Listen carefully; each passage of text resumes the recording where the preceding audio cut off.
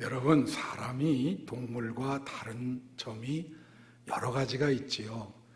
그 중에 가장 다른 점이 동물은 옷을 입지 않고 사람은 동물을 입는다는 것입니다. 옛날 오래전부터 사람들은 옷을 입어온 것을 볼 수가 있습니다. 동물들은 옷을 입지 않지요.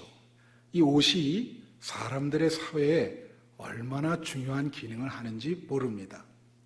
제가 입고 있는 이 옷이 있는데 이 옷을 제가 좀 브랜드를 얘기한다면 사드 불똥이라고 제가 붙이고 싶어요. 왜 이 옷을 내가 입고 있는 이 양복을 사드 불똥이라고 이름을 붙이느냐? 얼마 전에 저희 집 앞에 사드 때문에 중국에 수출이 막힌 옷을 팔고 있었습니다. 제가 나가봤더니 이 양복 하나에 4만 원을 달래요. 그래서 제가 이렇게 입어보니 얼마나 나에게 맞는지, 그래서 4만 원짜리 양복을 하나 지금 사 입고 여러분 앞에서 그 옷을 입고 설교를 하고 있는 중입니다. 사람들은 어떤 옷을 입느냐에 따라서 관심이 많고요. 이 옷이 참 날개라고 어떤 옷을 입느냐에 따라서 사람들을 판단하기도 합니다. 그래서 저는 오늘 본문 말씀을 가지고 옷의 기능이 무엇인가, 옷의 기능을 우리 말씀과 연관시켜서 한번 은혜를 받으려고 합니다. 첫 번째로 옷의 기능은 무엇이냐? 어떤 옷을 입느냐에 따라서 우리 사람의 행동이 달라진다고 하는 것이죠. 제가 한 번은 버스를 타고 가는데 그 버스 안에 예비군들이 한 3분의 2 이상 이렇게 앉아 있거나 서 있었습니다.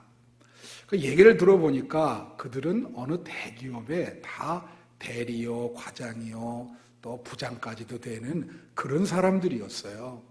지성인이고 또 대학도 다 졸업한 그런 사람들이었는데, 이 버스에서 예비군복을 입혀놓으니까 이 사람들이 갑자기 돌출 행동을 하는데 막 소리를 지르고 거기에 있는 여자분들한테 막 희롱을 하고 막 소리를 지르니까 급기야 운전수가 이렇게 얘기를 했습니다. 제발 좀 점잖게 좀 있어 달라고. 그런데도 뭐 아랑곳하지 않고 운전수한테 막 욕을 하고 난리를 피는 거예요. 그러니까 운전수가 가다가 차를 이렇게 정차 멈추는 것을 제가 그 안에서 경험을 했는데요. 자, 이 사람들이 만약에 양복을 입고 있었다면 그런 짓을 안 했을 겁니다. 다 같이 집단적으로 예비군복을 입고 있으니까 그렇게 가볍게 행동해도 되었다, 이렇게 생각들을 하는 것이죠. 그래서 사람들은요, 어떤 옷을 입느냐에 따라서 행동이 달라지는데, 여러분, 만약 사람이 캐주얼한 옷을 입으면 가볍게 행동할 확률이 많고요, 정장을 잘 차려 입으면 그 사람의 행동이 엄숙해집니다. 야한 옷을 입으면 야하게 행동하고 깔끔한 옷을 입으면 거룩하게 행동합니다. 그래서 사람은 어떤 옷을 입느냐가 중요합니다. 여러분, 교회도 우리가 어떤 옷을 입고 오느냐, 이것이 중요해요. 교회 올 때도 어떤 사람은 막 슬리퍼 차림으로 오는 사람도 있고요. 그러나 교회 올 때는 정말 하나님과 사람 앞에 예의를 찾는 그러한 옷을 입어야 될 줄로 믿습니다. 그런데 이 육신의 옷도 중요하지만 성경 말씀은 영적으로 우리가 어떤 옷을 입느냐, 그것이 중요하다고 이야기를 하고 있습니다. 교회 올 때 영적으로도 마음의 준비를 해야 되고 영적으로도 거룩한 옷을 입고 와야 될 줄로 믿습니다. 옷의 기능의 두 번째 기능은 옷은 수치와 부끄러움을 가려준다는 것이죠. 우리가 죄를 지을 때 부끄럽습니다. 또 사람들은 다 어두운 부분을 갖고 있는데, 그림자를 갖고 있는데 그런 부분이 남들에게 이렇게 보여주면 수치스럽고 부끄럽죠. 일본 사람들이 남들에게 수치를 당하는 것을 제일 무서워한다 합니다. 그래서 그들은 수치를 당하면 대부분 자살을 하거나 목숨을 끊는다고 그러죠. 오늘 본문 말씀 로마서 13장 12절에 오면 밤이 깊고 낮이 가까웠으니 그러므로 우리가 어둠의 일을 벗고 빛의 갑옷을 입자, 그렇게 나와 있습니다. 어두운 내 모습, 우리 내 모습 속에 어두운 모습이 있는데 그 어두운 모습을 가리기 위해서 빛의 갑옷을 입자고 하는 말씀이죠.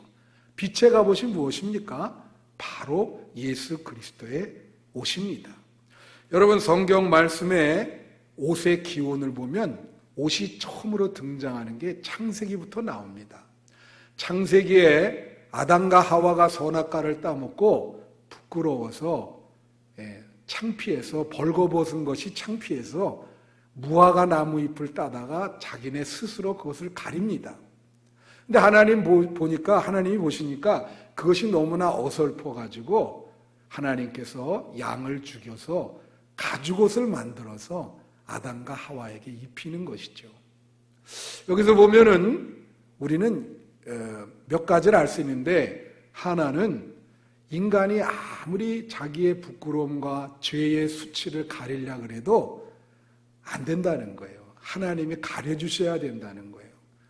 하나님이 가죽옷으로 가려주셔야 진짜 죄에 대한 수치, 부끄러움, 창피함, 이런 것이 가려진다는 것이죠. 그래서 예수 그리스도의 옷을 입어야 되는 것인데, 신학자들은 이 가죽옷을 예수 그리스도의 옷이다, 예수 그리스도다, 그렇게 해석을 하고 있습니다. 그래서 우리는 예수 그리스도의 옷을 입어야 된다. 믿거나 말거나 얘기가 있는데요. 여러분, 유럽이나 제가 있던 캐나다, 미국 같은 데 보면은 자연주의를 표방하는 사람들이 있습니다. 그들이 나체 마을을 형성하고 살아요. 그 어느 동네가, 밴쿠버에도 나체 마을이 있습니다. 그곳에 가면은 다 사람들은 나체를 이렇게 돌아다니고, 우리가 만약에 그곳에 들어갈 때는 나체로 옷을 벗고 들어가야 돼요. 근데 그 나체 마을이라 그래서 그냥 있는 게 아니라 거기도 교회가 있어요. 그러니까 그 사람들이 이제 교회 예배를 드리는데, 어느 날 이분들이 유럽에 있는 어떤 나체 마을의 교회에서 어느 목사님에게 와서 말씀을 증거해 달라고 초청을 한 거예요. 그 목사님이 생각을 해보니까 이게 자연주의를 숭상하는 나체 마을인데, 어떻게 하면 될까? 이거 다 이렇게 벗고 있을 텐데, 그래서 생각을 하기를 안 되겠다. 그래서 자기도 이제 그 마을에 들어갈 때 다 벗고, 설교를 해야 되겠다 해서 벗고 이렇게 들어가서 설교를 하려고 딱 올라가 보니까 사람들이 다 옷을 입고 있는 거예요. 자기 혼자만 벗고 있어. 그래서 이렇게 보니까 이 사람들이 어떤 생각을 했냐면, 외부에서 목사님을 초청했는데 예의가 있지, 아무리 나체 마을이라고 하지만 안 되겠다, 우리 다 옷을 입고 있자. 그래, 이 목사님이 혼자 벗고 있어서 망신을 아주 톡톡히 당했다는 그런 예의가 있습니다. 여러분, 신자가 말이에요, 이게 참 우스운 얘기지만 교회 올 때, 하나님을 만날 때 예의를 갖춰야 되죠. 그죠? 육체적으로도 예의를 갖춘 옷을 입어야 되지만 영적으로도 벌거숭이 상태로 오면 안 된단 말이에요. 영적인 옷을 입어야 돼요. 그 영적인 옷이 뭐예요? 빛의 갑옷이요. 그리고 그리스도의 옷이요. 오늘 본문에 그리스도의 옷을 입으라. 여러분, 교회 올 때 영적인 옷을 입지 않고 벌거벗은 상태로 오면 부끄러움을 당해요.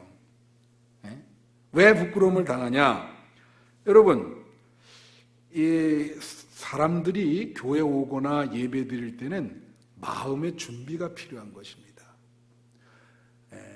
마음의 준비라는 게 뭐예요? 그게 영적으로 예수 그리스도의 옷을 입는 건데, 영적으로 예수 그리스도의 옷을 입는다는 건 무슨 의미가 있냐면 예수 그리스도를 마음으로 진정으로 사랑하고 믿는 걸 말하는 거예요. 여러분 지금 예배 드리는데 여러분 마음속에 예수 그리스도가 살아계십니까? 예수 그리스도를 믿으십니까? 아주 깊은 곳에서부터 예수님을 사랑하십니까? 만약에 그렇다면 여러분은 영적인 옷을 입고 오신 거예요. 이 자리에. 예. 그러니까 교회 올 때도 그런데 천국 갈 때는 어때요? 여러분 천국 갈 때는 우리가 영적으로 흰 세마포를 입고 간다 그러거든요. 그게 예수 그리스도의 옷이에요. 천국에 만약에 그리스도의 옷을 입지 못한다면 천국엔 들어가지 못하죠. 여러분 마태복음 22장에 보면 혼인잔치의 비유라는 게 있어요. 이게 무슨 비유냐면 이거예요. 어떤 사람이 결혼잔치를 했습니다. 자기 아들을 위해서. 그래가지고 손님들을 청하느라고 초대장을 보낸 거예요. 사람들을 직접 보내기도 하고. 이 서양에는요 초대장을 반드시 보내요. 이렇게 오라. 이렇게 초대장을 다 보냈어요. 보내고 또 사람을 시켜서 전달을 하면서 오라고. 그랬더니 사람들이 다 바쁘다는 거예요. 이 마태복음 22장에 뭐라고 나오냐면 밭을 사야 하고 소도 갈아야 되고 뭐 그런 얘기가 나와요. 사업도 해야 되고. 옛날에 이거 노래 있었어요. 지금은 이런 노래 안 부르는데 제가 신학교 다닐 때 무슨 노래가 있었냐면 죄송해요 하는 노래를 못해가지고 혹시 기억나는 분이 있습니까? 예? 그러면서 막 초대를 받았는데 죄송하다 그러면서 뭐라 그러냐면 소도 사야 하고 밭도 갈아야 되고 사업도 해야 되고 못 가서 미안합니다. 그 노래예요. 요새는 그런 노래 안 부르더라고요. 이게 복음성이었는데 그 내용이 뭐냐, 그래서 사람들이 안 온 거예요. 결혼잔치에 사람들이 안 와서 다 바쁘다 그러고 안 왔어요. 그러니까 이 주인이 얼마나 다급해. 그래가지고 종들에게 바깥에 나가서 길거리에 가는 사람들 아무나 데려오라 그런 거야. 아무나 다 데려왔거든? 근데 결혼식에 올 때는 옷을 어떻게 입고 와야 돼? 아무나 데려와도 분명히 이거 결혼식입니다. 오세요 그랬는데 좀 예의를 차려야죠. 근데 어떤 사람이 예복도 입지 않고 아무렇게나 입고 온 거예요. 그게 어디 나오냐면 마태복음 22장 11절부터 13절에 이런 말이 있습니다. 임금이 손님들을 보러 들어올새 거기서 예복을 입지 않은 한 사람을 보고 이르되 친구여 어찌하여 예복을 입지 않고 여기 들어왔느냐 하니 그가 아무 말도 못하거늘 임금이 사환들에게 말하되 그 손발을 묶고 바깥 어두운 데에 내던지라. 거기서 슬피 울며 이를 갈게 되리라. 이게 무슨 말이에요? 이게 말이죠.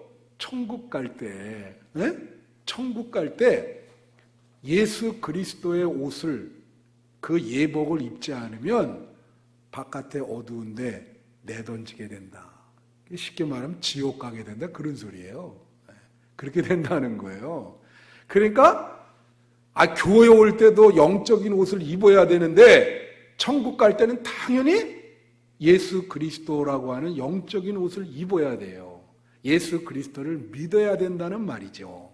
예수 그리스도를 마음으로 영접해서 예수 그리스도를 믿을 때 천국 가는 예복을 입게 되는 거예요. 믿습니까? 여러분 다 그 예복을, 예수 그리스도의 예복을 입었는 줄로 믿습니다. 그 예복을 왜 입어야 되느냐? 우리가 죄를 많이 졌잖아요. 여러분 사람이 죄를 지면 창피해요? 안 창피해요? 창피하죠? 부끄럽죠? 그것을 가려주는 분이 예수 그리스도예요. 믿습니까? 그래서 죄를 많이 졌으면 천국 갈 때 그 죄가 다 새까맣게 드러나거든. 근데 예수 그리스도의 옷을 입으면 그게 다 가려지는 거야. 그래서 그 예복, 영적인 옷, 그걸 입고 가면 하나님이 다 받아주는 거예요. 예복을 입고 왔구나. 예수 그리스도의 옷을 입고 왔구나. 우린 더 이상 창피하거나 부끄럽지 않아요. 그리스도께서 우리 죄를 용서해 주시고 깨끗게 해주시고 우리를 가려주시니까. 믿습니까? 그래서 영적인 옷을 입어야 된다. 세 번째, 옷의 기능의 세 번째 기능은 뭐냐? 옷의 세 번째 기능은요, 옷은, 잘 들으세요, 우리의 본능, 정욕과 욕심을 가려줍니다. 이게 무슨 뜻이냐? 사람이 말이에요, 옷을 입기 때문에 자기 본능대로 살아가지 않는 거예요. 그래도 체면을 차리려고 그래요. 그 본능을 이렇게 억눌러요. 그 욕심을 억누른다고. 동물들은 뭐예요? 옷 안 입으니까 그들이 막, 그 동물들은 막 본능대로 길거리에서도 막 살아가잖아요. 인간은 옷을 입었기 때문에 이 옷이라는 게 우리의 본능과 정욕과 욕심을 이 옷을 입음으로 그걸 가려준다는 거예요. 그걸 안 가려주면 큰일 나죠. 로마서 13장 14절에 이런 말이 있어요. 오직 주 예수 그리스도로 옷 입고 정욕을 위하여 육신의 일을 도모하지 말라. 이게 무슨 말이요? 이 말씀에는 예수 그리스도라고 하는 옷을 입는 것과 정욕을 위해서 육신의 일을 도모하는 것이 서로 대조가 되고 있습니다. 반대의 개념이에요. 그래서 예수 그리스도의 옷을 입는다는 의미는 육신의 일을 도모하는 것을 막아주는 걸 말하는 거예요. 정욕을 위해, 정욕대로 사는 것을 이렇게 막아주는 걸 말해요. 여러분, 정욕대로 사는 것이 무엇입니까? 정욕대로 사는 것이. 여러분, 정욕, 욕심, 이런 말 성경에 많이 나오거든요. 뭐 더 이상 설명 안 해도 알죠. 이 사람의 그 욕망이라는 것은 옛날에 우리 고대 그리스의 그 에피쿠르스 학파에서도 얘기했듯이 정당한 욕망이 있고 정당하지 않은 욕망이 있어요. 문제는 사람들에게 정당한 욕망보다 정당하지 않은 욕망이 많다는 데 문제가 있습니다. 그런데 우리가 예수 그리스도의 옷을 입게 될 때 그 정당하지 않은 욕망이 억제가 되고 그리고 가리워진다는 거죠. 여러분, 이 정욕과 욕심이 우리 안에 다 있어요. 다 있는데 우리 안에 존재해 있다가 어느 순간에 그것이 드러나는 경우가 있어요. 그러잖아요. 저 사람 야망이 드러났다. 그런 표현 쓰잖아요. 갑자기 드러나는 수가 있다고. 그런 것을 우리가 뭐라 하냐면 영적으로 벌거벗은 상태다. 본능이 드러났으니까 더 이상 그 본능을 가리는 옷을 입지 않은 거예요. 그냥 욕심과 정욕이 그대로 드러나 있어요. 그러니까 이것은 영적으로 뭐야? 발가벗었다. 벌거벗었다. 여러분, 동화 중에 있잖아요. 안데르센 동화 중에 벌거숭이 임금님이라는 그 동화가 있어요. 여러분, 그 동화 아세요? 이게 무슨 얘기냐면 이런 얘기입니다. 왕이 좋은 옷을 좋아해. 허영심이 많아가지고. 그래가지고 사기꾼들이 왕에게 사기를 치려고 돈을 벌기 위해서 왕에게 이 옷 재단사로 꾸며가지고 접근을 한 거예요. 그래서 우리들이 세상에서 가장 비싼 옷을 만드는 사람들입니다. 그래 얘기를 한 거예요. 그러니까 왕이 일로 와라. 나에게 비싼 옷을 만들어 달라고. 왕 앞에서 옷 만드는 신용을 막 합니다. 그런데 뭐라고 얘기하냐면 아무것도 없어요.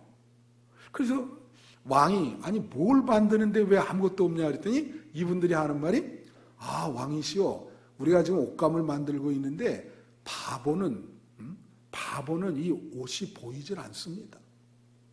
그러니까 이 임금이 왕이 자기 보고 바보라 그럴까봐 갑자기 옷 아무것도 없는데 뭐라 그러냐면 이 옷감 색깔 좀 봐라.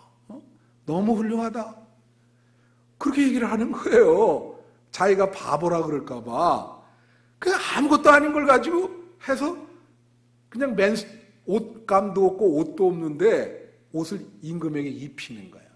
그 임금 보고, 왕 보고 옷을 벗으세요. 옷을 입히겠습니다. 그러면서 이 아름다운 옷을 보십시오 하면서 옷을 입은데 빨가벗었어. 그러니까 기분이 어떠세요? 그러니까 이게 좋은 옷을 입으니 너무나 기분이 좋다. 입긴 뭘 빨가벗었는데 옷이 너무 색감도 좋고. 그러니까 이 사람들이 뭐냐면, 그러면 우리 백성들한테 임금님이 이렇게 좋은 옷을 입은 것을 한번 자랑하려고 길거리로 한번 나가봅시다. 그러니까 그러자. 그러니까 신하들을 데리고 다 가는데, 신하들도 이렇게 보니까 그거 옷이 안 보인다 그러면 바보라 그럴까봐 신하들도 다 그러는 거예요. 임금님 옷이 너무 좋습니다. 그 임금이 지금 벌거벗은 대로 길거리에 나가요. 백성들도 다 들어요. 보니까. 인데 그 어른들도 그 소문을 들어서 저 옷을 못 보는 사람은 바보래. 그래서 백성들도 자꾸 그 어른들이 있다가 임금님 뭐 되게 아름답다 하고 막 소리를 지르네. 그러다가 갑자기 거기 있는 어린애 하나가, 이 어린애들은 있는 그대로 얘기하잖아요. 제가 좀 그런 습성이 있어요. 좀 가만히 있어야 되는데 있는 그대로 얘기하는 좀 습성이 있어요. 내가 예수님께 늘 기도하는데 있는 그대로 얘기하지 않게. 이 어린애 하나가 뭐라냐면 임금님 빨개 벗었네요? 그렇게 얘기한 거예요. 그러니까 갑자기 사람들이 정신을 차리고 임금님 빨개 벗었다. 빨개 벗었다. 그렇게 얘기를 하는 거예요. 여러분, 이 임금의 그 특징이 뭐예요? 자기가 벌거벗었다는 걸 모르죠. 옷을 안 입어서 벌거벗었다. 그 허영심, 그 욕망. 이렇게 얘기하면 여러분 못 알아듣는데 이런 얘기 하나 또 해드릴게요. 제가 한 20여 년 전에 그 교육목사인가 그렇게 있을 때 일인데, 어느 분이 남자분이에요. 참 노래를 못해요. 그 노래 못하는 사람을 뭐라 그러죠? 음치. 나도 참, 근데 저는 음치 정도는 아닌 것 같아요. 제가 이 목사는 음치는 참 목회하기가 어려워요. 맨날 노래, 새벽기도 때 이렇게 저도 반주 없이 노래 부르고 그러거든요. 근데 여러분 음치 성도들과 같이 신방 가서 예배 보는 것처럼 괴로운 일이 없습니다. 제 경험이 있는데, 음치는요, 박자 무시, 리듬 무시 다 무시하기 때문에 나는 음치랑 같이 한번 찬송 부르다가 가령 처음부터 마지막 음까지 똑같아요, 음이. 근데 내가 노래를 잘 못하는데 이 음치는 또 특징이 큰 소리로 불러요. 앙콜도 좋아하고. 그래서 내가 이렇게 나 같은 죄인 이렇게 부르는데, 이 사람은 뭐라고 옆에서 그러냐면 나 같은 죄인 살리신 주네 놀라와, 이렇게 똑같은 음으로 불러요. 나도 나 같은 죄인 이렇게 부르다가 이 사람이 나 같은 죄인 이렇게 부르니까 나도 똑같이 따라하는 거예요, 이게. 그런 경험을 한 적이 많아요. 근데 그 정도로 사실 음치예요, 이 남자가.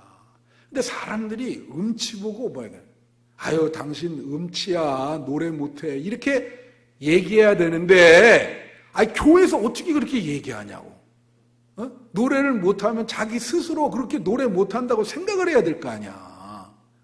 그래요, 안 그래요? 그러니까 이제 사람들이 노래를 음치 이렇게 부르는데 뭐라 그랬냐면 당신 참 노래 잘한다고. 그 노래만 잘한다고 그러면 되는데 한술 더 떠서 뭐냐면 성가대에 가면 좋겠다고. 그 말을 진짜로 알아듣고 성가대에 들어갔어요.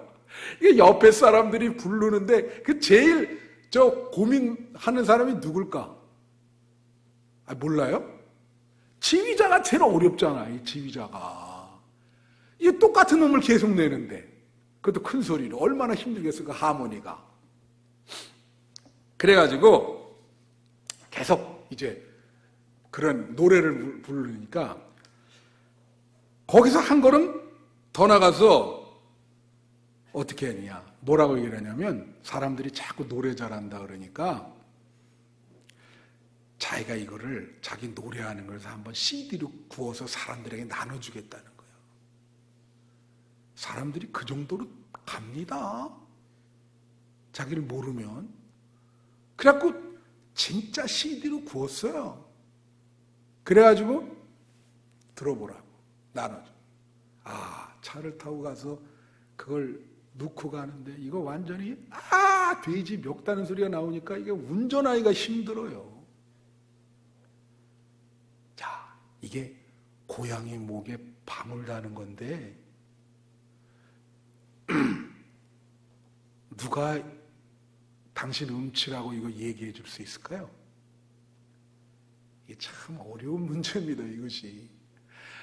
이게 무슨 문제냐?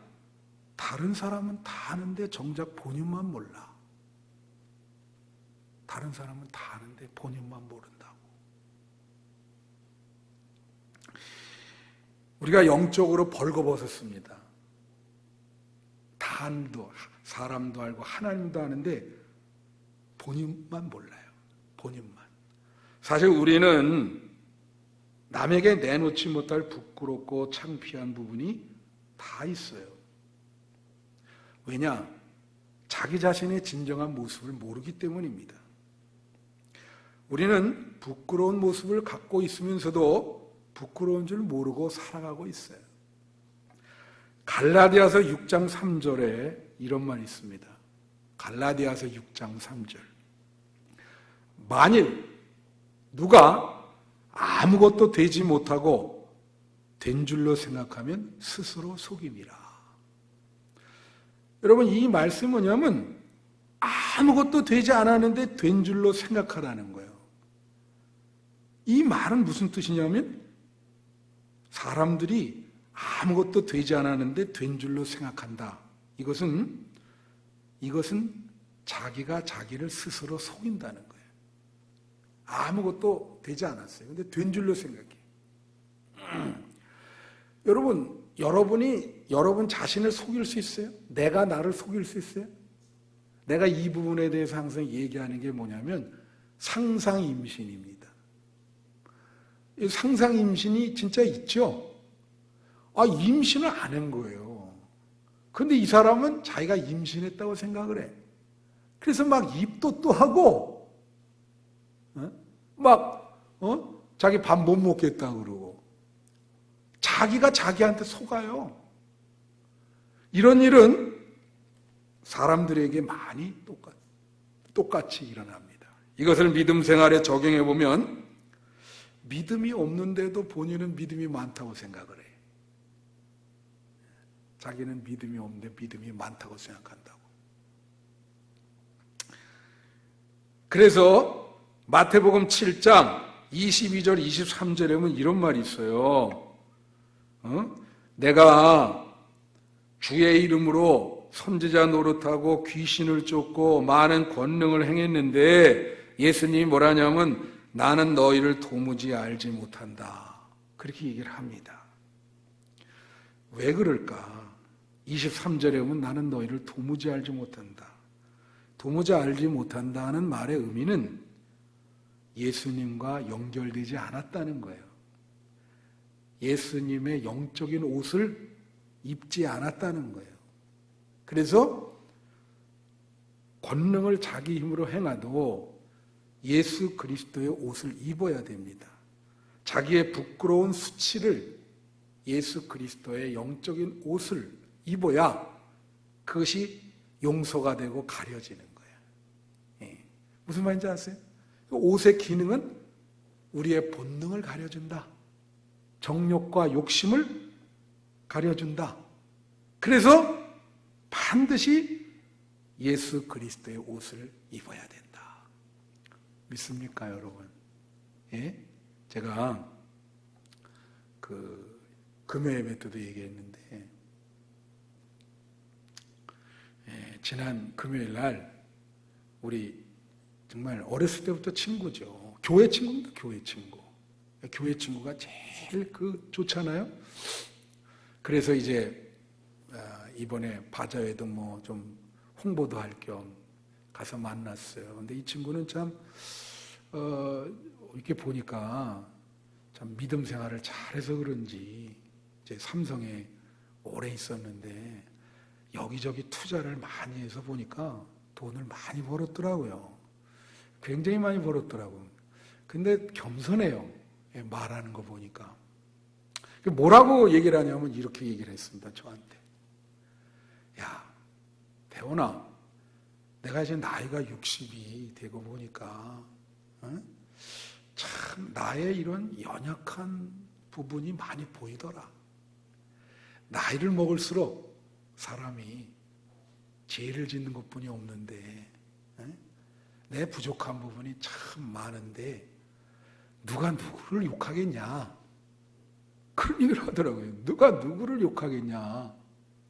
난 참 너무 살을수록 부족하고 부끄럽고 연약하고 자신이 없고 그렇다. 그래서 남을 내가 욕할 수 없고 내 자신이 그렇기 때문에 그 그리스도의 옷을 제대로 입은 것이죠. 그래서 주기도문을 얘기를 하더라고. 내가 매일 주기도문을 외우는데 그 말씀대로 한 번도 실천을 못했다는 거예요. 그게 뭐냐니까 이거죠.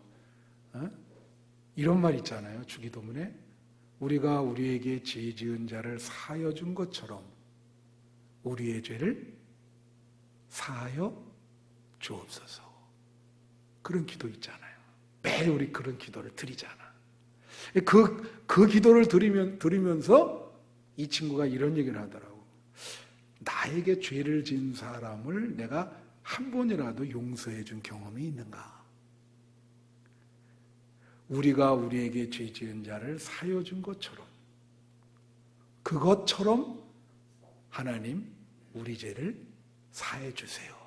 그거거든요, 그게.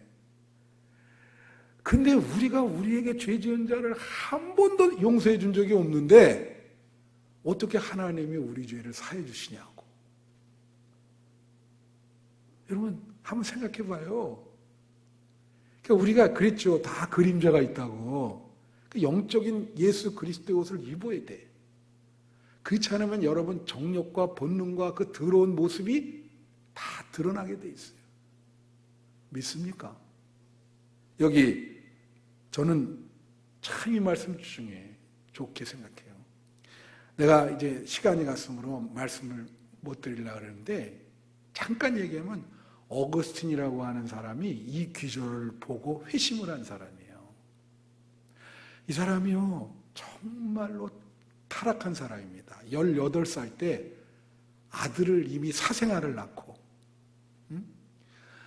그리고 그냥 어머니가 눈물로 기도를 했는데 얘를 이렇게 뒀다가는 안 되겠다. 그래서 약혼을 시키려고 여자를 이렇게 했는데 그새를 못 참아서 또 딴 여자를 데려다가 동거하면서 살고 그렇게 그냥 이 쾌락을 쫓아서 그냥 방탕한 삶을 살았던 사람이야. 그러다가 어느 날 말에 지쳤어요. 야, 내가 이런 삶을 언제까지 살겠나. 그래가지고 그때도 아마 2층 방이 있었나 봐요. 2층 방에서 그냥 내가 언제까지 이런 삶을 살지? 네? 그러면서 피곤해 있는데 바깥에서 말이에요. 찬송가 소리가 들려오는 거예요.